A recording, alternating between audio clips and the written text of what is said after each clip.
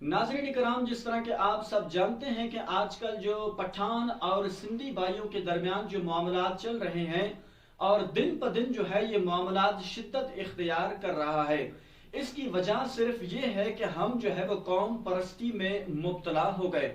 तो आज जो है वो हमारे दरमियान नफरतें पैदा हो रही हैं, हमारे दरमियान जो है वो दुश्मनियां पैदा हो रही हैं। तो इसकी वजह सिर्फ ये है कि हम कौम परस्ती में मुब्तला हो गए।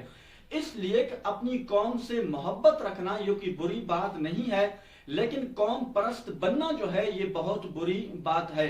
और कौम परस्ती के नारों को भी हदीस पाक में जो है वो बदबूदार करार दिया।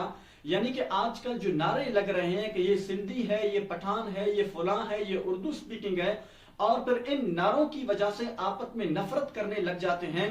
तो इस वजह से आज जो हमारे दरमियान जो मामला चल रहे हैं और इस तरह की जो है वो बुरी आदतें हमारे दरमियान पैदा हो रही हैं, और ये आजकल जो सिंधी और पठान वाला मामला जो है वो दिन ब दिन शिद्दत इख्तियार कर रहा है, इसकी वजह सिर्फ यह है कि इस तरह के खलीज नारे हमारे दरमियान राइज हो चुके हैं।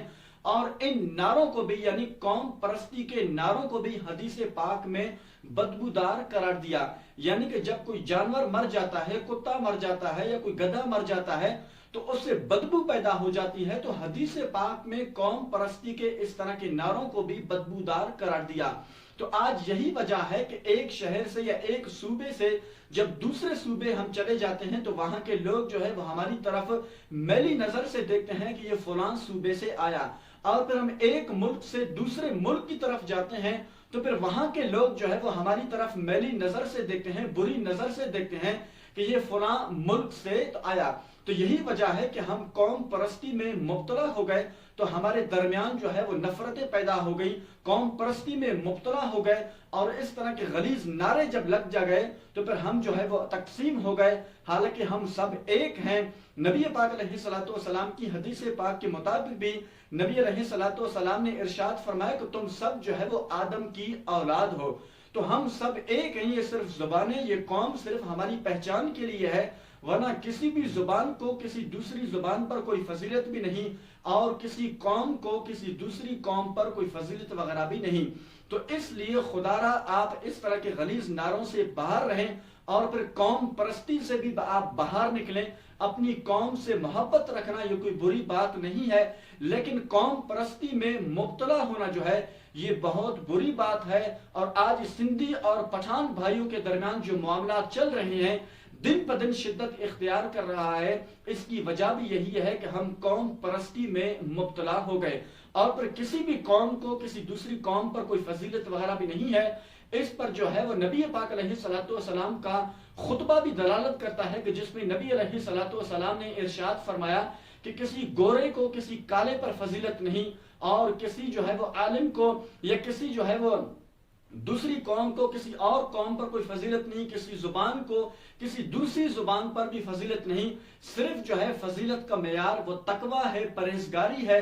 अगर किसी के अंदर तकवा और परहेजगारी है तो उसकी वजह से बंदे को फजीलत मिल जाती है, वरना जो है वो एक जुबान को दूसरी जुबान पर कोई फजीलत नहीं, न ही अरबी को अजमी पर, अजमी को अरबी पर कोई फजीलत वगैरह नहीं। सिर्फ जो है फजीलत का मेयार वो तकवा है, परहेजगारी है।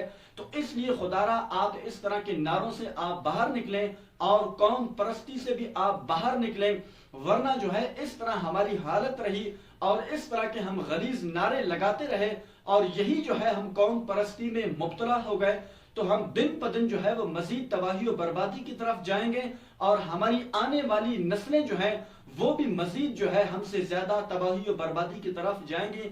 इसलिए खुदारा जो है आप आपस में प्यार और मोहब्बत के साथ जिंदगी गुजारें।